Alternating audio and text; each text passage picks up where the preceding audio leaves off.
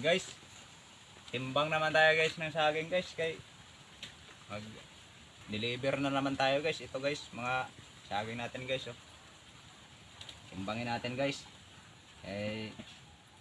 Pa-deliver guys. Yung marami ng gulang guys. Ayan guys. 25 kilos na guys. Ito.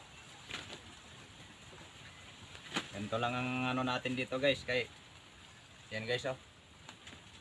Magugulang na guys. Sakto na sa gulang. Kaya pambinta na.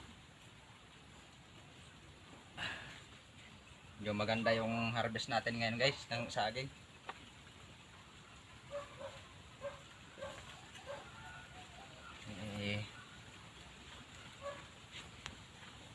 Guys. 30.